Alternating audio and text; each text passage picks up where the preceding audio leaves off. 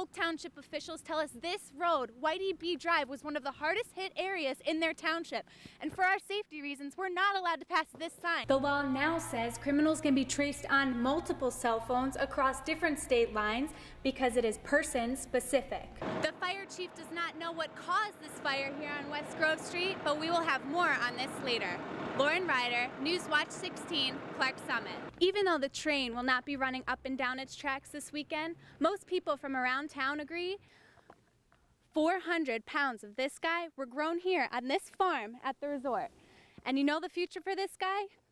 Beer. People from around the area say that this is what they're seeing. Trees down on hanging wires, and it is making their traveling a lot harder. When construction workers showed up to this work site early yesterday morning, they found their machinery with hundreds of thousands of dollars worth of damage.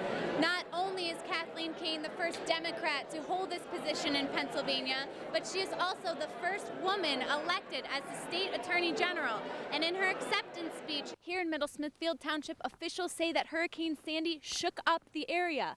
People can come to this country club, get some water, and take hot showers. State police awarded both Lather and Poitras this award today and call them even heroes. But both men say that they were just doing the right thing. Topping the news and new this morning, a big fire in Schuylkill County. The township officials had all of their questions and concerns answered, and the final decision lies in the hands of the Liquor Control Board.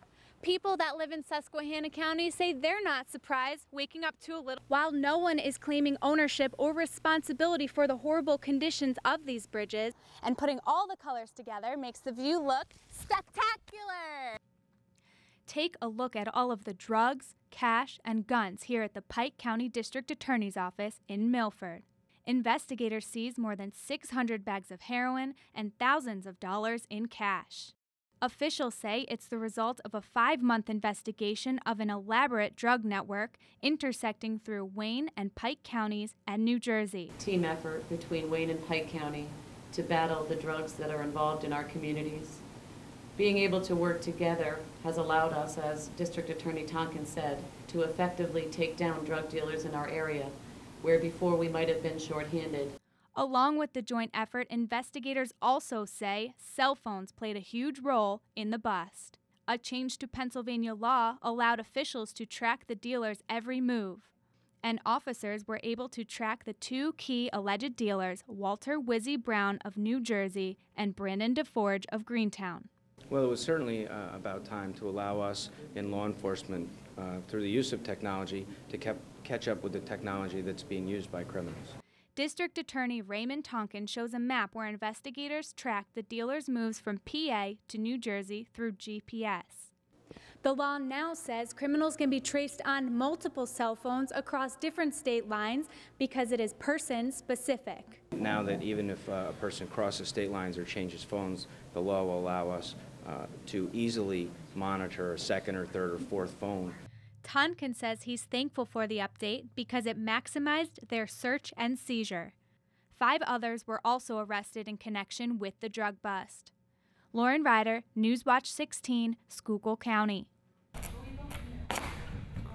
When the leaves start changing colors and the air starts to feel brisk, the brewers at Shawnee Craft Brewing Company near the Delaware Water Gap are working on what they call Pumpkin Saison.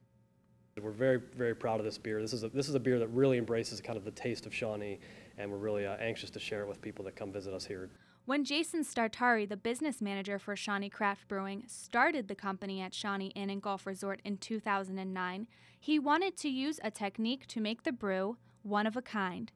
It's a beer that is specially made for autumn. Encompasses the fall, encompasses our farm here in Shawnee, the harvest, great time of year. The leaves are going to start changing, weather's going to dip a little bit, and it's going to be a really, really good fit for the season. The beer is also 100% organic, and the most important ingredient is one that sets them apart from other brewers. 400 pounds of this guy were grown here on this farm at the resort. And you know the future for this guy? Beer. The resort's pumpkins are put in the spotlight. We grow the pumpkins on our own farm. We process whole, naturally grown pumpkins into the recipe. And while Jason says that the pumpkin beer is the most popular pick around the year, don't worry. He also says they make tons of batches and sometimes they have some left over. We release the fresh pumpkin saison every year. Any leftover pumpkin saison we have, we put it into an oak bourbon barrel, and we let that sit for another 12 months. It's a really great beer drinking time of year, and the pumpkin saison really kind of hits the nail on the head for this time of the season. Lauren Ryder, Newswatch 16, Monroe County.